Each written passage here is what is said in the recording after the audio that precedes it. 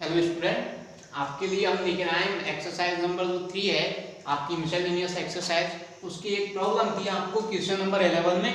तो इस प्रॉब्लम का सॉल्यूशन देख रहे हैं हम इस वीडियो में। देखिए आपको क्या करना है, एक मैट्रिक्स है ए, इसको आपको दो मैट्रिक्स के सम की फॉर्म में रिप्रेजेंट करना है, दो मैट्रिक्स के टोटल की फॉर्म में रिप्रेजेंट करना है। और दोनों मैट्रिक्स कैसी होनी चाहिए, उनमें से एक मैट्रिक्स तो होनी चाहिए सममित। सममित मींस एक मैट्रिक्स होनी चाहिए सिमेट्रिक और दूसरी वाली विषम सममित मींस स्क्यू सिमेट्रिक। तो दोनों मैट्रिक्स के टोटल से हम इसको शो करते हैं। तो देखिए आपने देखा था जब भी हम सिमेट्रिक मैट्रिक्स बनाते हैं और स्क्यू सिमेट्रिक मैट्रिक्स बनाते हैं तो वो किस तरह से बनाते हैं। देखिए हम एक सिमेट्रिक मैट्रिक्स लेते हैं, let P is symmetric matrix. देखिए P एक सिमेट्रिक मैट्रिक्स है, तो किस तरह से रिप्रेजेंट करेंगे हम P को। P इज इक्वल टू, आपने देखा था जो डायगोनल के एलिमेंट्स होते हैं उन्हें तो हम कुछ भी ले सकते हैं। तो हमने ले लिया A और ये दूसरा वाला एलिमेंट ले लिया B, लेकिन इधर वाले दोनों एलिमेंट कैसे होने चाहिए सिमेट्रिक के लिए, इक्वल। तो ये हमने दोनों ले लिए C। एक दूसरा लेते हैं and Q is skew symmetric matrix.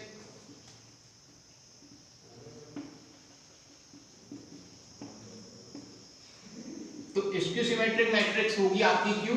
तो इसको कैसे शो करेंगे हम, Q इज इक्वल टू, आपने देखा था जब भी हम स्क्यू सिमेट्रिक मैट्रिक्स बनाते हैं तो डायगोनल के एलिमेंट्स होने चाहिए 0 और ये दोनों एलिमेंट्स मैग्नीट्यूड में इक्वल होने चाहिए और इनका सिंबल अपोजिट होना चाहिए। तो यहाँ पे एक एलिमेंट लेते हैं D, तो यहाँ पे लेंगे -D।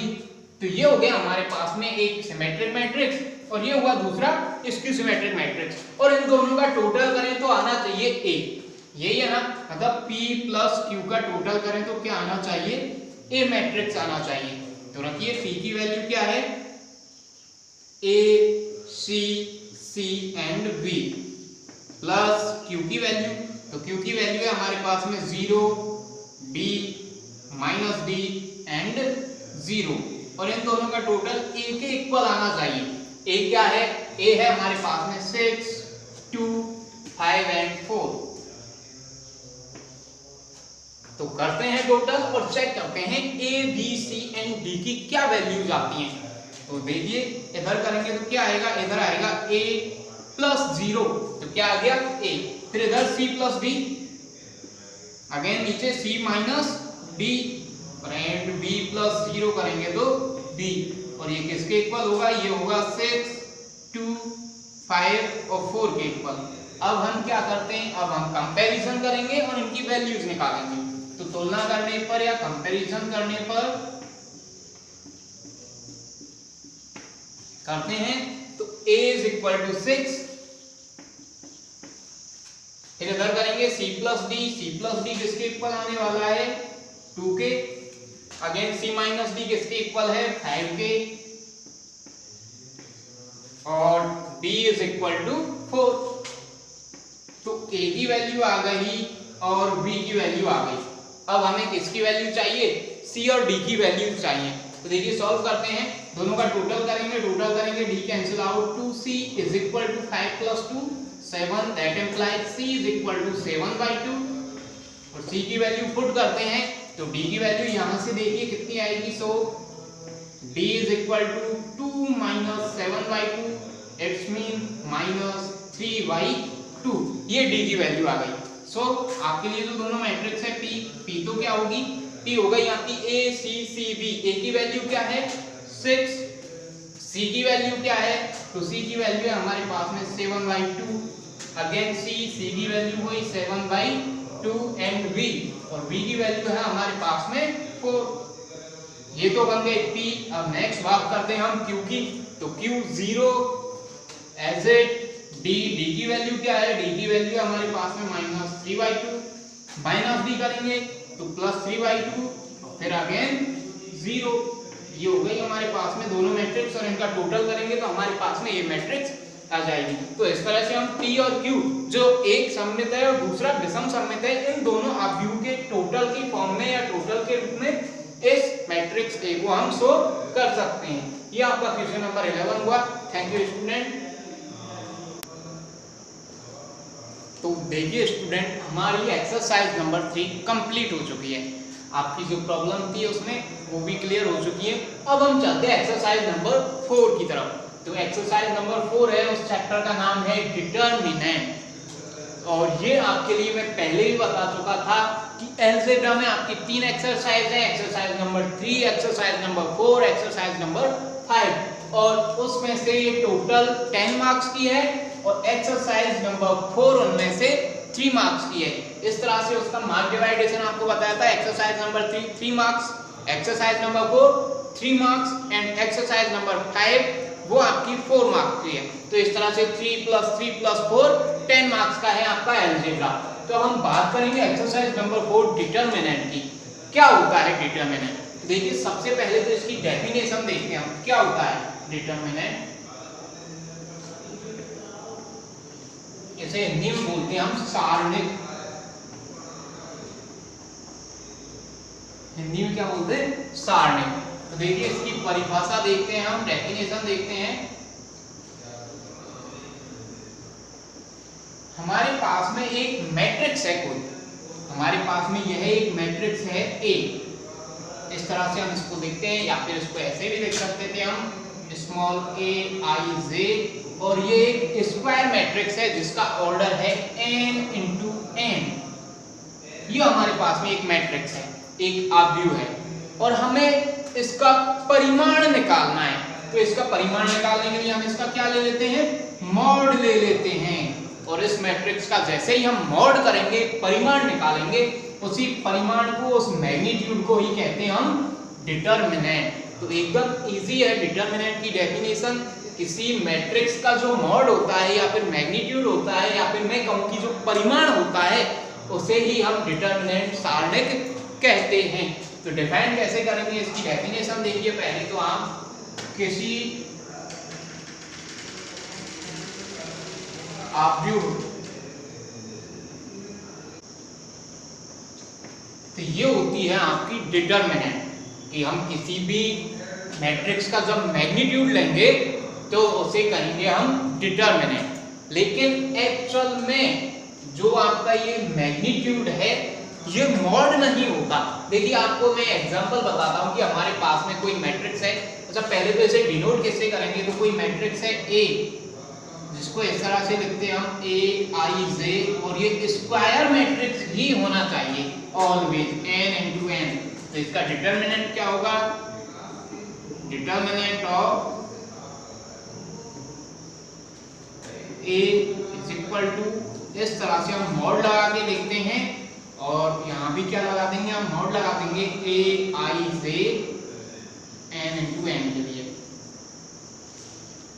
हम इसको इस तरह से डिनोट करते हैं मॉड लगा के। लेकिन जो हमारा मॉड फंक्शन है या फिर मॉडुलस फंक्शन है, या फिर मैं कहूं कि जो मापांक फलन है, ये मॉड, इसका एक काम होता है कि ये जो नेगेटिव है उसको भी क्या कर देता है? पॉजिटिव कर देता है। जैसे हमारे पास में वो -mod2, तो इसके वैल्यू क्या होगी?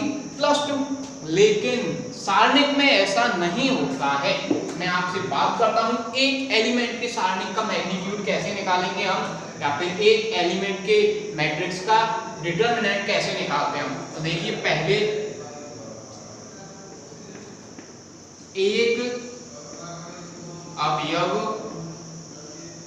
वाले आव्यूह का सारणिक डिटरमिनेंट ऑफ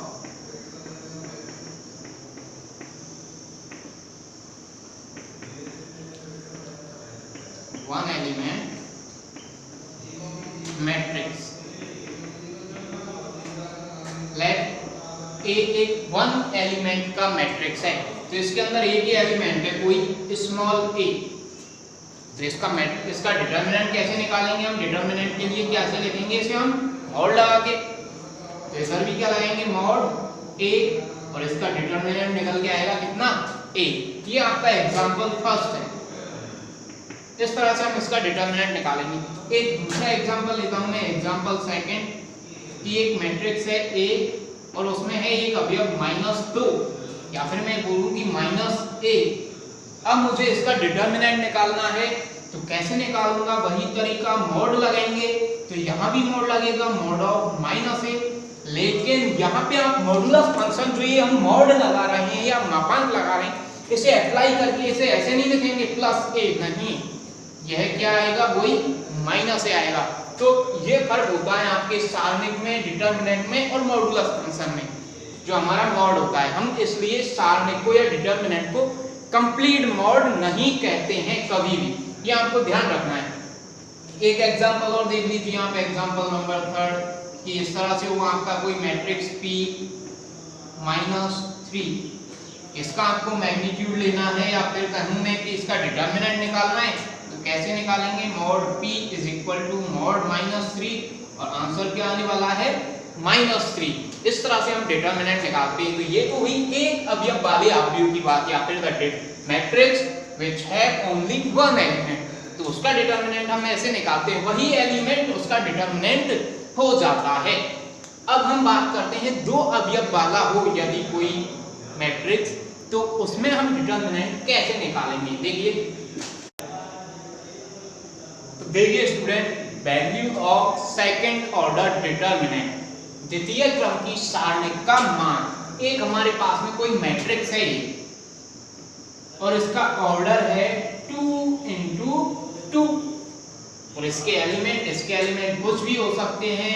हम मान लेते हैं A11, A12, A21 and A22। ये हमारे पास में एक मैट्रिक्स है, हमें इसका डिटरमिनेंट निकालना है। तो डिटरमिनेंट कैसे निकालेंगे, वही सेम मेथड हम क्या लगा देते हैं, मॉड लगा देंगे। इधर भी क्या लगा देते हैं, इस तरह से मॉड लगाते हैं, तो क्या आएगा A11, A12, A21, A22। अब हमें इसका मॉड निकालना है, इसकी वैल्यू निकालनी है। हम कैसे निकालेंगे, तो आप जो इंग्लिश में R बनाते हैं, ये वाला नहीं, ये वाला R, ये R बना दो और हो जाएगा काम। कैसे हो गया, देखो इन दोनों को कर दो मल्टीप्लाई, ऐसे स्टार्ट किया हमने, यूं इधर से आए, तो इन दोनों को मल्टीप्लाई कर लो, उसके बाद में इन दोनों को मल्टीप्लाई कर लो, इन दोनों को और इनको। तो कैसे करेंगे, हमने स्टार्ट किधर से किया था, इधर से।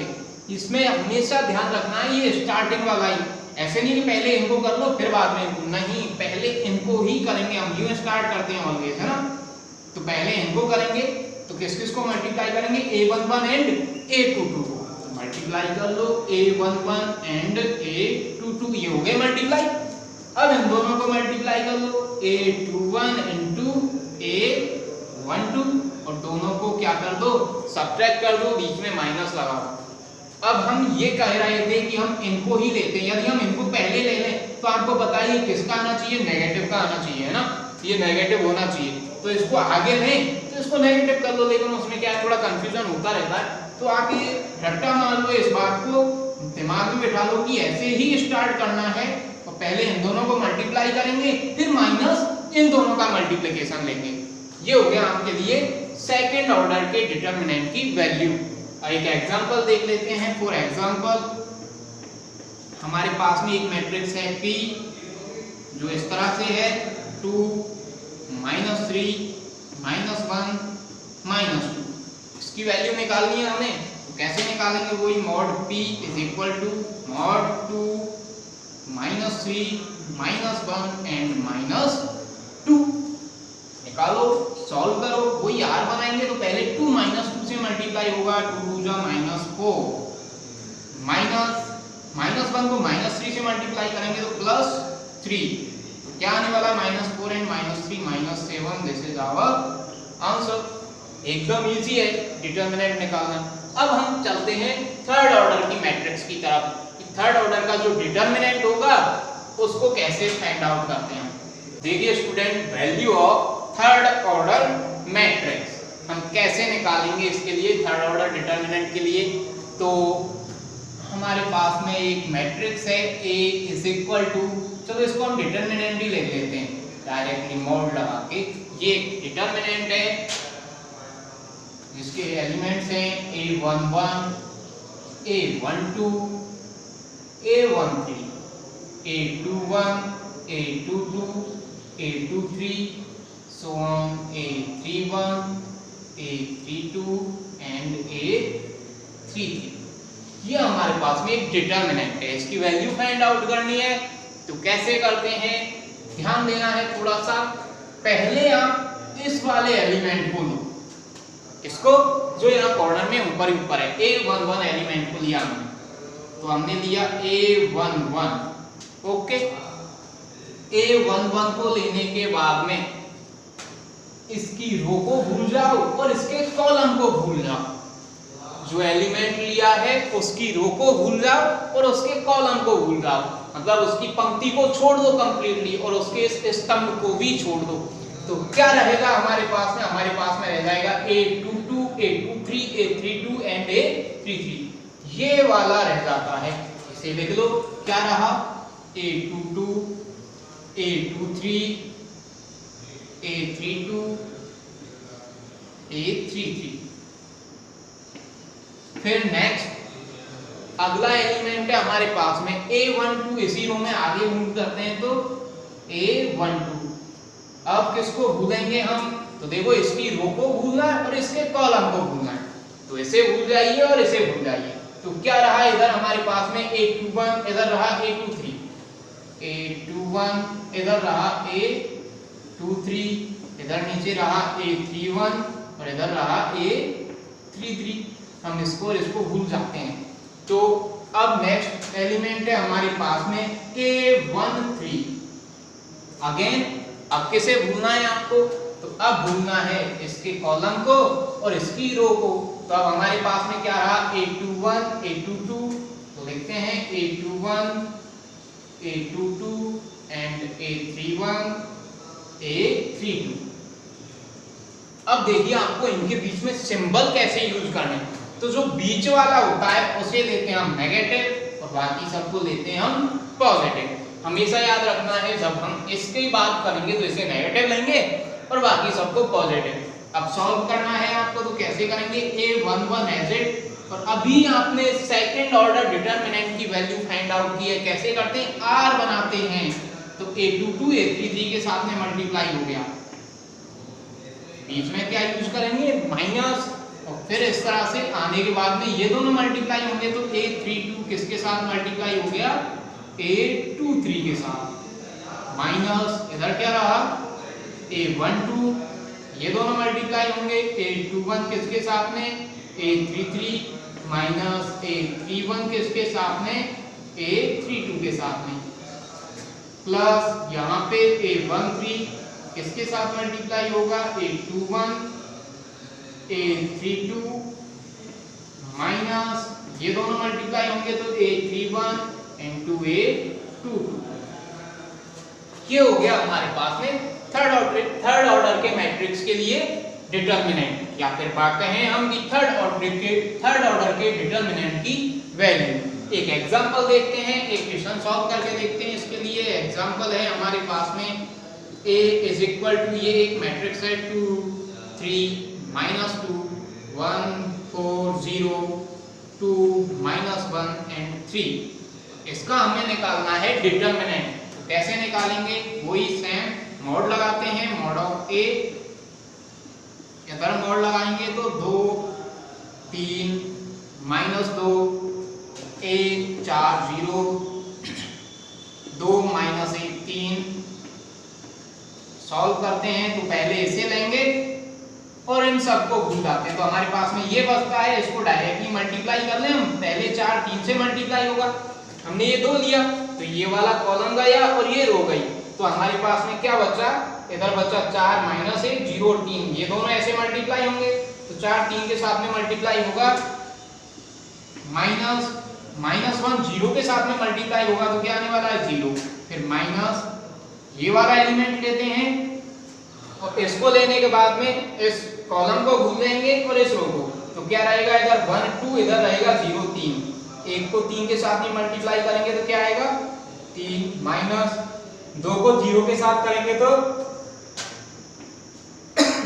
सॉरी, फिर -2 को हमारे पास में यहाँ पे देखिए प्लस आने वाला है, तो इस माइनस पे कोई इफेक्ट पड़ने वाला है नहीं, तो -2 एज इट। और आप किसको भूलेंगे हम, इस वाले कॉलम को और इस रो को, तो क्या बचा हमारे पास में 1 2 4 -1, तो इनको मल्टीप्लाई करते हैं। 1 -1 के साथ में होगा तो क्या आने वाला है -1 माइनस 2 4 के साथ में मल्टीप्लाई हुआ तो 1।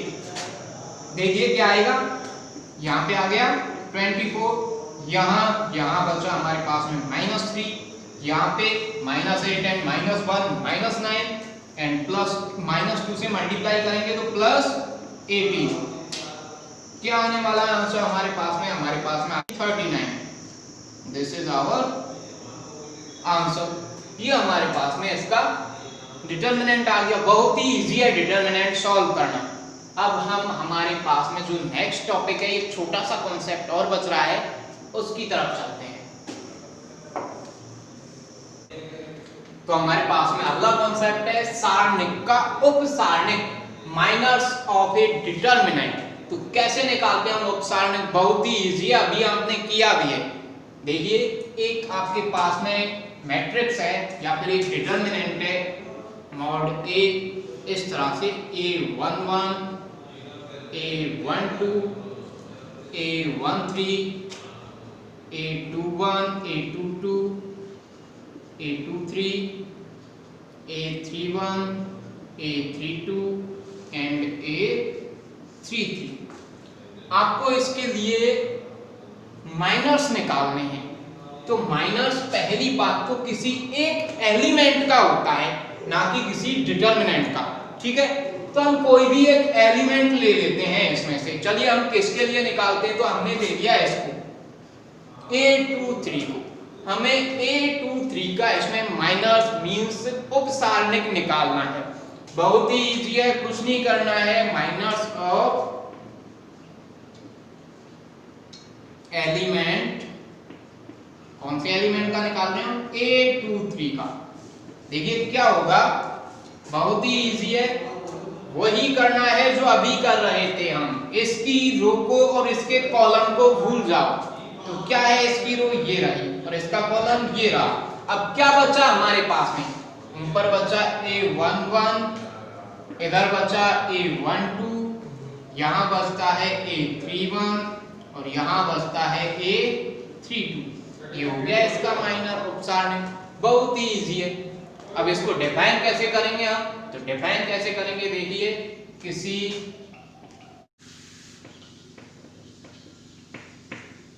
तो ये हुई आपके पास में उपसारणिक कंप्लीट। अब आप ये भी देख लीजिए कि जैसे ये A23 है, या फिर हम कहें कि अवयव Aij स्मॉल aij की उपसारणिक को किससे डिनोट करते हैं हम, कैपिटल Aij से। तो इसको हम कैसे लिखेंगे, माइनर ऑफ एलिमेंट A23। इसको हम ऐसे भी लिख सकते हैं कैपिटल A23। इस कंप्लीट का मतलब है कि ये क्या है, A23 जो एलिमेंट है उसकी उपसारणिक है। तो यहाँ पे आपकी उपसारणिक खत्म हुई। अगला कॉन्सेप्ट है हमारे पास में सहखंडज। तो सहखंडज भी बहुत ही इजी है, जिसे कोफैक्टर भी बोलेंगे हम। देखिए स्टूडेंट, किसी डिटर्मिनेंट के लिए हम कोफैक्टर कैसे फाइंड आउट करते हैं, या फिर मैं कहूँ कि सहखंड कैसे निकालते हैं। बहुत ही इजी कॉन्सेप्ट है। आपके पास में अभी आपने देखा था कि एक माइनर है Aij और इसका हमें निकालना है कोफैक्टर। तो हम कैसे निकालेंगे इसका कोफैक्टर, ये हमारे पास में क्या है, ये माइनर है, ये उपसारणिक है और इसका सहखंड हमें निकालना है। तो इसका सहखंड निकालना एकदम इजी है। सहखंड किसका निकाल रहे हैं हम, Aij का, या फिर मैं कहूं कि cofactor of Aij is equal to -1 और इसकी पावर होगी I प्लस j और आप इसका मॉड ले लीजिए, मींस इसका क्या निकाल लीजिए, डिटर्मिनेंट निकाल लीजिए। तो आपके पास में आ जाएगा इसका कोफैक्टर। जैसे कि एग्जांपल के लिए हमारे पास में एक मैट्रिक्स है A is equal to mod of, sorry ये मैट्रिक्स नहीं डिटर्मिनेंट है, mod A is equal to 3 -2 1 4 2 -1 1 -1 and 0। ठीक है, इसके लिए हम निकालते हैं, पहले तो माइनर निकालेंगे इसके लिए, किसी भी एलिमेंट के लिए। तो मैंने इसके लिए निकाला, चलो ये कौन सा एलिमेंट होगा यहाँ पे, तो आप देखेंगे ये एलिमेंट होगा A21। तो पहले इसका माइनर देखेंगे तो हम उसे किससे लिखेंगे, कैपिटल A21 से। तो क्या होगा वो होगा, इसको छोड़ दें और इसको छोड़ दें, तो इधर क्या बचा ऊपर -2, नीचे -1, इधर 1 और नीचे 0। अब इसका हमें निकालना है कोफैक्टर या फिर सेकंड। तो कैसे निकालेंगे इसका सेकंड, कोफैक्टर ऑफ A21 कैसे निकालेंगे, तो देखिए आप इसका कोफैक्टर कैसे निकालते हैं, -1 की power i plus j। i क्या है 2 और j क्या है 1, तो 2 + 1 और इधर लेना है आपको मॉड किसका, इसके जो माइनर है उसका। तो क्या है इसका माइनर, ये रहा -2 -1 1 एंड 0। तो इधर इसे सॉल्व करेंगे तो यह -1 की पावर 3, तो कितना आने वाला है -1 आने वाला है। इसको सॉल्व करते हैं, इसको सॉल्व करेंगे तो -2 × 0 0 -1 × 1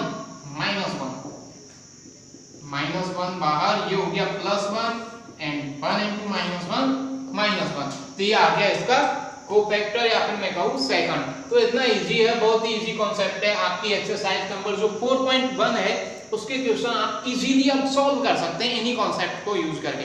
उसमें क्या करना है आपको 4.1 में, या तो वह कहेगा कि आप इसके लिए डिटर्मिनेंट कैलकुलेट कीजिए, डिटर्मिनेंट की वैल्यू कैलकुलेट कीजिए। तो अभी आपने देखा था किस तरह से हम डिटर्मिनेंट की वैल्यू कैलकुलेट करते हैं, या फिर वो आपसे किसी भी एलिमेंट के लिए उपसारणिक पूछेगा या फिर उसका सहखंड पूछेगा। तो बहुत ही इजी है, आप इजीली 4.1 तो खुद ही सॉल्व कर सकते हैं। उसके बाद भी यदि उसमें कोई प्रॉब्लम रह जाती है तो आप हमें बता दें, वो आपको नेक्स्ट क्लास में सॉल्व करके दे दी जाएगी। Thank you student.